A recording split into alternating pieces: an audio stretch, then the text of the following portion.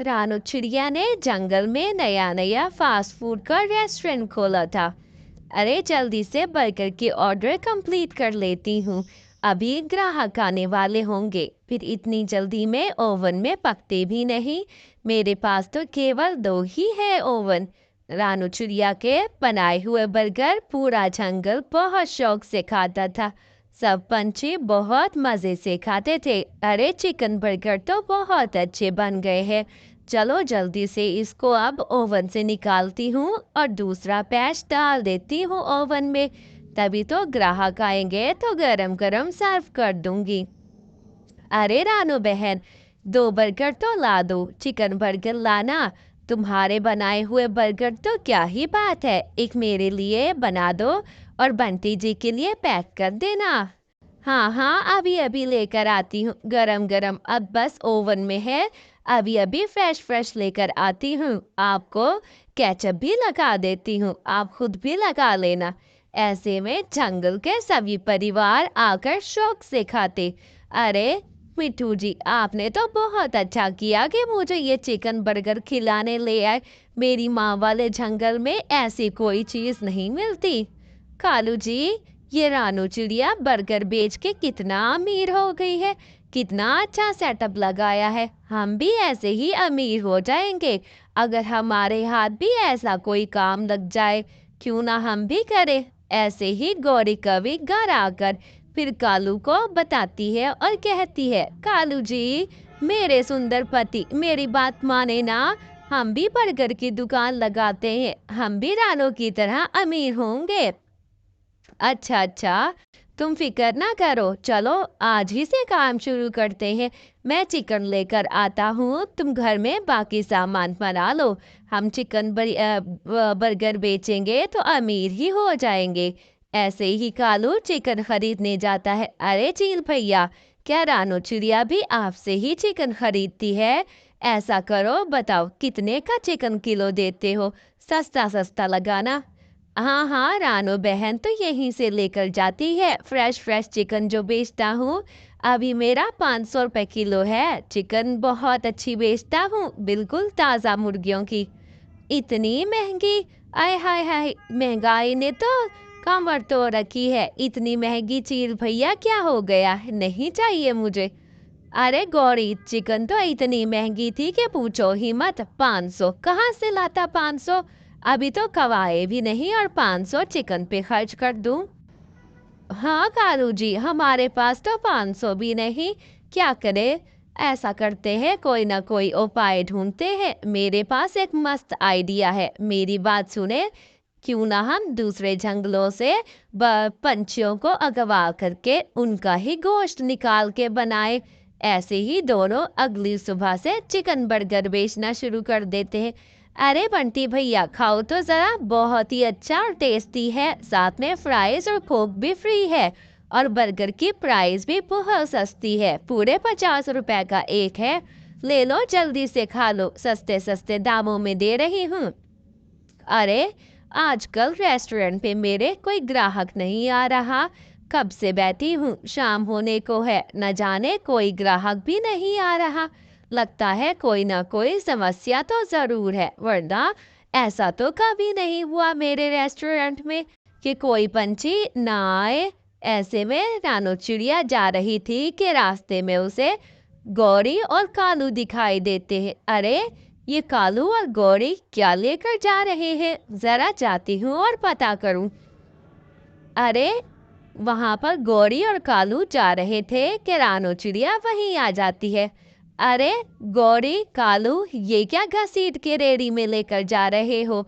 कोई मसला है तो बताओ, कोई परेशानी तो नहीं है? बताओ दोनों, मैं तुम्हारी मदद करूं। अरे नहीं नहीं चिड़िया, तुम अपना काम करो, जाओ यहाँ से। ये तो बस जरूरी घर का सामान है, कोई ऐसी बात नहीं, जाओ जाओ यहाँ से। अच्छा, रानो चिड़िया के दिमाग में आइडिया आता है, लगता है यहाँ पर कोई ना कोई मसला तो चल ही रहा है, इसका पता लगाना बहुत जरूरी है। लेकिन अगला दिन गुजर जाता है, रानो चिड़िया इसी खोज में होती है कि वहां उसे एक माजी रोती दिखाई देती है। बेटा, माँ जी, क्या हुआ, आप इतनी रो क्यों रही है? मैंने आपको देखा तो सोचा पूछ लूँ माँ जी। बेटा बेटा, मेरी छोटी सी बच्ची, मेरी बच्ची गुम गई है। कल से कालू से बात कर रही थी, गौरी और कालू आए थे इसी जंगल में, बात कर रही थी, तब से ही गायब है। न जाने मेरी बच्ची कहाँ चली गई है। ना समझ सी है, भोली सी।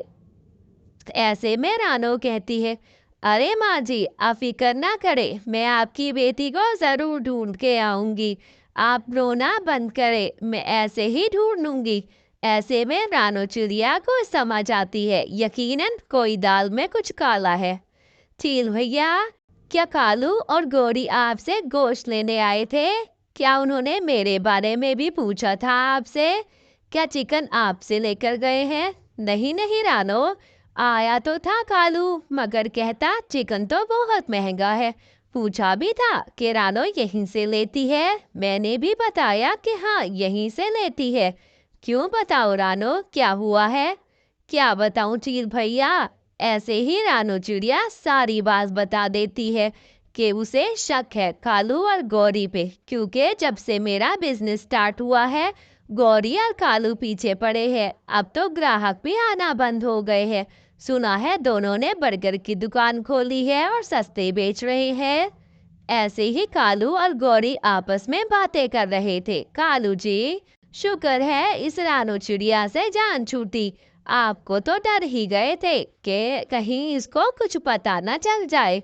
हाँ हाँ, सही कह रही हो गौरी, एक दफा तो मैं भी डर ही गया कि अभी आती है और कपड़ा ही ना हटा दे और पंछियों को बेहोश देखती तो न जाने क्या करती। चलो अच्छा हुआ जान छूटी इस चिड़िया से। आइंदा से संभल कर आया करेंगे। ऐसे ही दोनों बातें करते हैं। हाँ हाँ कालू, चलो जल्दी से अब उन पंछियों को काटना शुरू करो। मैं भी बर्गर की तैयारी करती हूँ, सुबह पता है ना इतने ग्राहक आ जाते हैं। चले कालू जी, अब बातें बंद करें और काम पे लग जाएं। हमें तो अभी बहुत काम करना है सुबह की तैयारी के लिए। वहीं पे रानो चील को लेकर आती है। चलो वीडियो बना लेती हूँ, महाराज को दिखाऊंगी। देखें चील भैया ये क्या कर रहे हैं। अरे जल्दी जल्दी पंछियों को काट के चिकन निकालता जाता हूँ, तुम बर्गर में फिल करके तलती जाओ। अभी जल्दी से पका लो, फिर अभी सोना भी है, सुबह उठ के सारे बेच देंगे। ऐसे में दोनों काम पे लगे होते हैं, बर्गर बनाकर रखते जाते हैं। हाँ हाँ कालू जी ठीक कह रहे हैं, जल्दी जल्दी करें काम और इसके पर भी निकाल दे सारे। और ये सारा कचरा सुबह होने से पहले फेंक के आना है हमने, वरना कहीं किसी को शक ना हो जाए। वैसे भी रानों को भनक तो पड़ रही थी, लेकिन बच गए हैं हम। चलो जल्दी से काम करें। ऐसे में रानो चिड़िया वीडियो ले जाकर मिट्टू महाराज को दिखाती है। देखे मिट्टू महाराज, ये गौरी और कालू किन कामों पे लगे हैं। मासूम पंछियों की हत्या कर रहे हैं और उनके बर्गर बना रहे हैं।